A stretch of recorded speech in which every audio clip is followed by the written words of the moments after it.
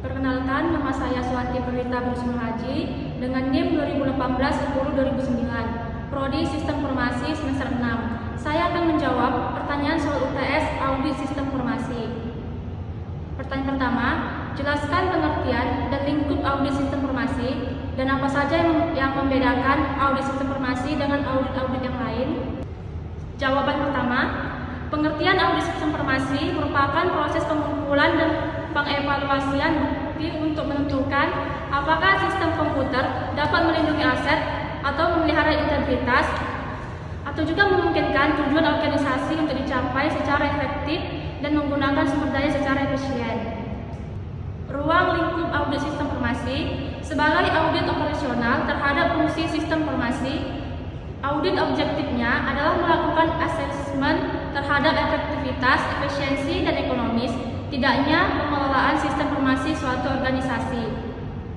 Yang membedakan audit sistem informasi dengan audit lainnya adalah lingkup audit sistem informasi dibatasi dengan pengendalian internal, sementara lingkup audit keuangan dibatasi pada output sistem. Sebaliknya, lingkup audit operasional lebih luas, melintasi seluruh aspek manajemen sistem informasi.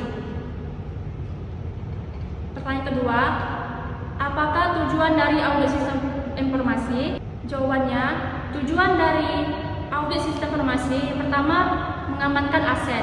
Aset informasi suatu perusahaan seperti perangkat keras, perangkat lunak, sumber daya manusia, file dan harus dijaga oleh suatu sistem pengendalian intern yang baik agar tidak terjadi penyalahgunaan aset perusahaan. Dengan demikian, sistem pengamanan aset merupakan suatu hal yang sangat penting yang harus dipenuhi oleh perusahaan. Yang kedua, menjaga integritas data. Integritas data adalah salah satu konsep dasar sistem informasi. Data memiliki atribut-atribut tertentu seperti kelengkapan, kebenaran, dan keakuratan. Jika integritas data tidak terpelihara, maka suatu perusahaan tidak akan lagi memiliki hasil atau laporan yang benar, bahkan perusahaan dapat menderita kerugian. Yang ketiga, efektivitas sistem. Efektivitas sistem memiliki peranan penting dalam proses pengambilan keputusan.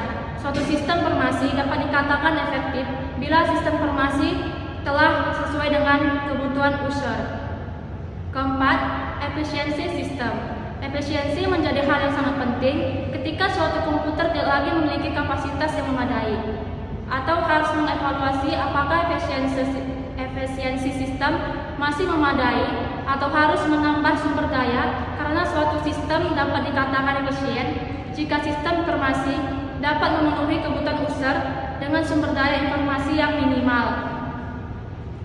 Kelima, ekonomis. Ekonomis mencerminkan kalkulasi untuk rugi ekonomis yang lebih bersifat kuantifikasi, nilai moneter ataupun uang. Efisiensi berarti sumber daya minimum untuk mencapai hasil maksimal, sedangkan ekonomis lebih bersifat pertimbangan ekonomis.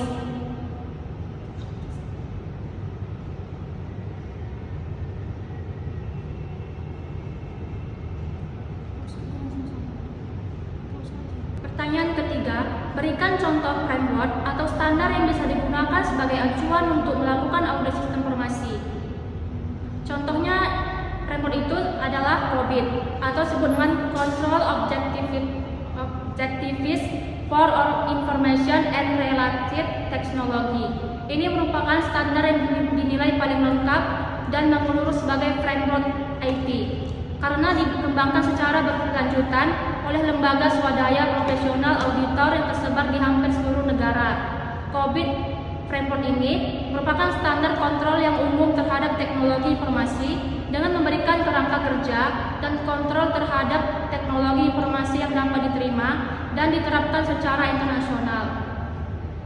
Dan COBIT ini juga bermanfaat bagi manajemen untuk membantu menyeimbangkan antara risiko dan investasi pengendalian dalam sebuah lingkungan IT yang sering tidak dapat diprediksi. Bagi user, ini menjadi sangat berguna untuk memperoleh keyakinan atas layanan keamanan dan pengendalian IT yang disediakan oleh pihak internal maupun pihak ketiga. Sedangkan bagi auditor untuk mendukung atau memperkuat opini yang dihasilkan dan memberikan saran kepada manajemen atas pengendalian internal yang ada. Kelima, berikan contoh self assessment minimal 4 aspek. Sebuah sistem informasi yang 4 aspek paling tidak terdiri dari 4 pertanyaan atau kegiatan. Jawabannya, contoh aspek self assessment. Pertama, aspek-aspek yang ingin dinilai oleh peserta didik melalui penilai diri harus jelas. Kedua, menentukan dan menetapkan cara dan prosedur yang digunakan dalam penilaian diri. Ketiga, menentukan bagaimana mengolah dan menentukan nilai hasil penilaian diri oleh peserta didik. Keempat, membuat kesimpulan hasil penilaian diri yang dilakukan oleh peserta didik. Penilaian diri dilakukan berdasarkan kriteria yang jelas dan objektif. Demikian jawaban dari saya. Sekian dan terima kasih.